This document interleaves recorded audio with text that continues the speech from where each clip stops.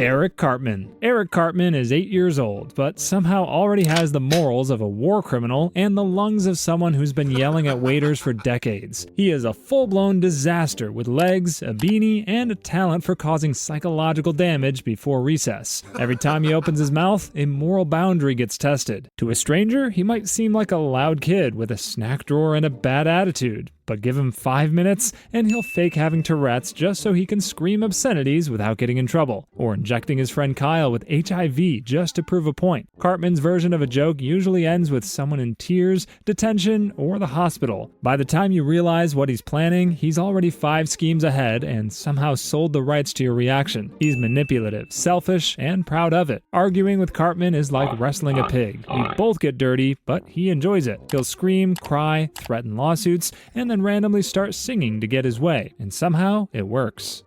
Stan Marsh. Stan is the kid who tries to be normal. He listens to people, asks questions, and usually figures out what's right. But in South Park, that makes him the weird one. While everyone else starts fights over cereal or joins cults by accident, Stan is the one going, "Wait, what?" He's been through a lot. His town voted a turd sandwich to lead the school. He once found out the world was made up of secret ads pretending to be people. And that wasn't even the weirdest part of his week. But even when things go totally off the rails, Stan keeps trying. Like when he saw a TV show about whales being hunted, he got upset. So upset that he joined a boat full of angry animal activists and went full sea shepherd. He just wanted to save a dolphin. Next thing you know, he's on international news yelling at Japanese fishermen. Stan's biggest problem is growing up. On his 10th birthday, everything started feeling gross, boring, or fake. His parents broke up, his friends changed, and he started seeing life as a giant mess. But somehow he still shows up, still speaks up, and still cares, even if South Park throws chaos at him every time.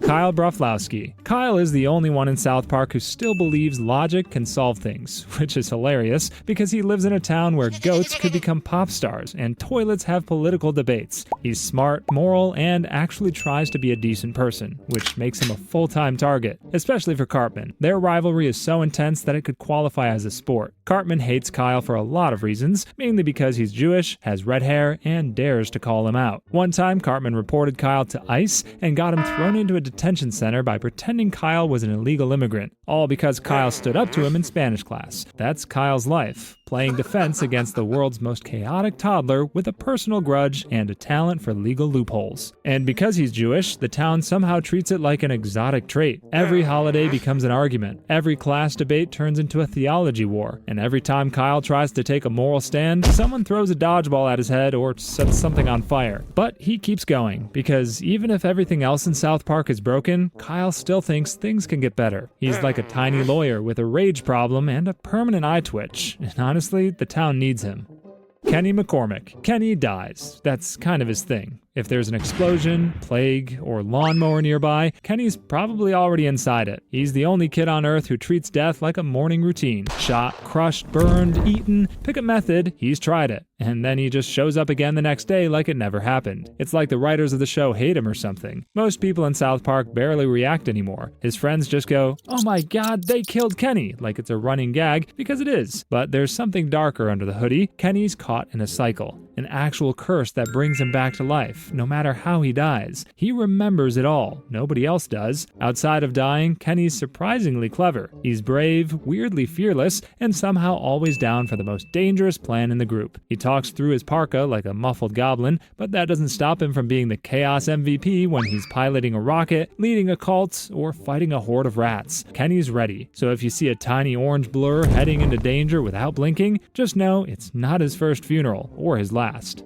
Butters Stotch. Butters is what happens when you give a golden retriever the personality of a nervous 4th grader. He's polite, soft-spoken, and permanently one apology away from crying. He just wants to follow the rules, listen to his parents, help his friends, and maybe enjoy a snack without being emotionally wrecked. But in South Park, that's like being a lamb in a shark tank. He gets grounded more than anyone in the show, sometimes for things he didn't even do. His parents treat him like he's secretly running a drug cartel. And even one time, Cartman tricked Butters into thinking a meteor was about to destroy Earth just so he could steal his spot at a birthday party. He locked Butters in a bomb shelter for days, fed him beans, and fake news broadcasts to keep the lie going. All that just to eat sopapillas at Casa Bonita, a Mexican theme park. Despite everything, Butters is one of the nicest, most genuine kids in town. He's just stuck in a world where being good means getting punished, manipulated, and occasionally sent to live with perverts in Mexico. But he always bounces back. Butters is the kind of kid who gets grounded for existing. He'll take the blame, say sorry, and offer you a sticker on the way out. Randy Marsh. Randy is Stan's dad, but he's also South Park's full-grown chaos engine in dad genes. He used to be a regular geologist, steady job, steady house, steady brain, then something snapped. Now he drinks wine out of measuring cups and screams, "I thought this was America," while getting tackled at Little League games. He's what happens when you give a middle-aged man too much free time and no supervision. Eventually, he buys a weed farm called Tegrity Farms and suddenly thinks he's a pioneer. Every family problem becomes a branding opportunity. He ruins Thanksgiving with a Tegrity dinner special, films home commercials with cows, and insists the solution to everything is more weed. And somehow, everyone just lets him cook, literally and figuratively. He's started riots, gotten arrested in multiple countries, and once helped cause a pandemic with a questionable trip to China involving a bat and Mickey Mouse. He's fought in parking lots, joined boy bands, and got so deep into pretending to be the singer Lord that he released actual music. People believed it, sort of. The scary part is that he always thinks he's right, even while yelling at mascots or setting fields on fire. Randy Marsh is a dad, a businessman, a public threat, and a full-time delusion with a driver's license. Mr. Garrison. Mr. Garrison started as a teacher with a hand puppet. Then things got weird. He came out as gay, transitioned into a woman, transitioned back, ran for president, accidentally became a Trump clone, and still somehow kept his teaching job through all of it. If chaos had tenure, it'd look like Mr. Garrison. His lessons are less about math and more about unresolved trauma. He once turned a classroom into a therapy session where the only textbook was bitterness. And back when he became president, he didn't fix anything. He just yelled at press conferences, rode a giant bird, and started international beefs like it was an open mic night. Mr. Garrison switches roles faster than the writers can keep up. Teacher, woman, president, demagogue, all in one decade. One spin and he's fighting for gay rights. Another spin and he's building a wall. Even his puppet, Mr. Hat, has more consistency. And that thing used to flirt with children. By the time he circles back to the classroom, it feels like the world just gave up trying to hold him accountable. It's not a teacher, not a politician, not even a functioning adult. He's just Garrison. And somehow, that's enough to keep the story moving. Mr. Mackey. Mr. Mackey is the school counselor. He talks like a balloon, slowly deflating through a mustache, and gives advice that sounds like someone Googled how to fix trauma during a coffee break. He's supposed to help kids with their emotions, but half the time he's just projecting his own breakdowns in slow motion. He once got fired and immediately joined a hippie cult. Another time he became addicted to drugs while giving a presentation on how drugs are bad, And yes, he said drugs are bad while on drugs.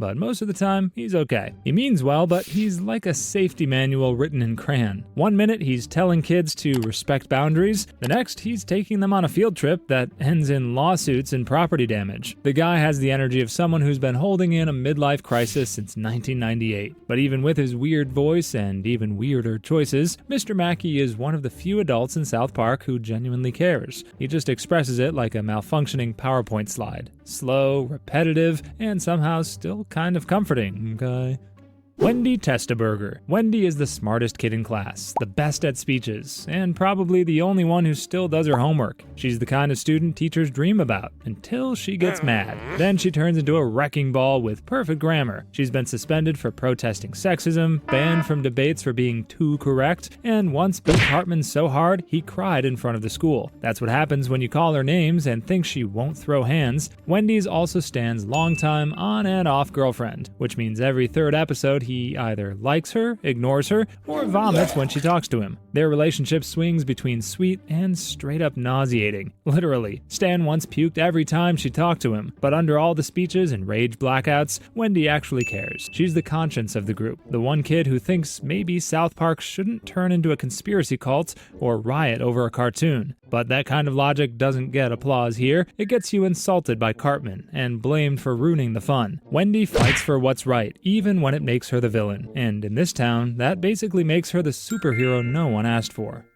Token Black. Token is the rich kid in South Park. He lives in a mansion, plays bass like a pro, and owns more stuff than the rest of the town combined. But he's also the only black student in the school, which means the town sees him less like a person and more like a community outreach project. His real name is Token, but nobody knew that until season 25. Even his classmates thought it was a pun. That's the kind of town he lives in. Token's biggest skill is patience. He puts up with Cartman's backhanded racism, the school's clueless teachers, and a friend group that drags him into nonsense on a weekly basis. He's calm, smart, and usually the only one who reads instructions before pressing the big red button. But even Token has limits. He's gotten into fights, snapped at Cartman, and once got into a whole musical number just to prove he wasn't the black best friend. And yeah, he's right. He's way more than that. He's the guy who knows what's going on while everyone else is yelling. If South Park were a group project, Token would be the one holding it together, while the rest try to burn down the school for the fun of it.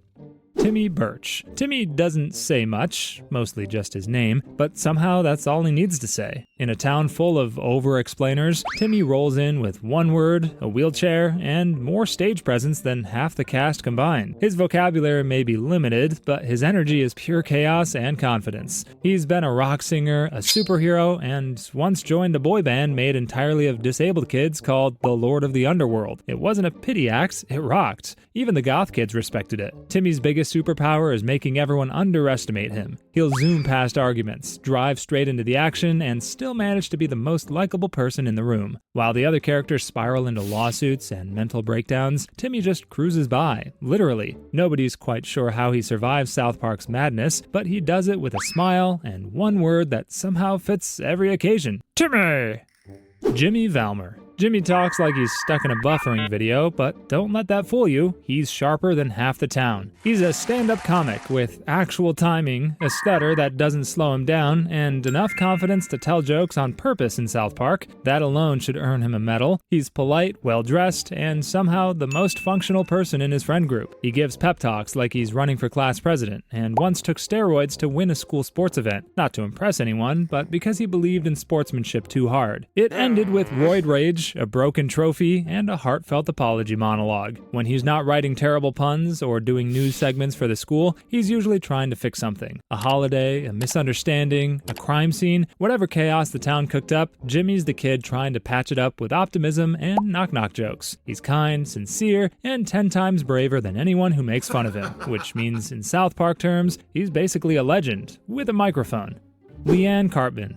Leanne Kartman is the most confusing adult in South Park. She's Cartman's mom, which already sounds exhausting, but instead of reining him in, she treats him like a baby prince. He screams, lies, threatens people, and she responds with warm cookies and a gentle, "Sweetie, that's not nice." She's just letting him get away with everything, basically cheering him on like it's a school project. She works as a nurse, sometimes. Other times she's busy. Her backstory includes everything from adult films to community bake sales, and somehow she balances both with the same cheery smile. At one point, she told Cartman his father was a famous football player. Then a different story, then another. It took a DNA test and a murder subplot just to get the truth out. Leanne's parenting style is basically say yes, ignore the chaos, and hope it sorts itself out. Cartman could be building a doomsday device and she'd offer him cocoa. But despite all that, she really does love him, even if she has no clue how to raise him, or stop him, or survive him. In any other town, she'd be considered completely unfit to parent. In South Park, she's just another Tuesday. Ike Braowski. Ike is Kyle's little brother, but he's not from around here. Literally, he's Canadian, adopted, and has a head that flaps when he talks. He looks like a tiny paper cutout with a toddler voice and zero fear. One minute he's playing with blocks, other times he's swearing at people online, and the next he's launching missiles or dating his teacher. That actually happened, and yes, it escalated. Despite being in kindergarten, Ike has helped stop an alien TV conspiracy, escaped a brainwashing daycare, and dated his teacher. His hobbies include pressing buttons he shouldn't and staying weirdly calm while the world falls apart. One time he faked his own death to avoid drama at home. Another time he helped the super best friends take down a celebrity-led cult. And somehow he always makes it back in time for bedtime. That's just South Park logic. Kyle treats him like a fragile baby, but Ike's survived more than most adults on this show. When things go off the rails, which they always do, Ike is either already running the mission or calmly watching it burn while eating cereal.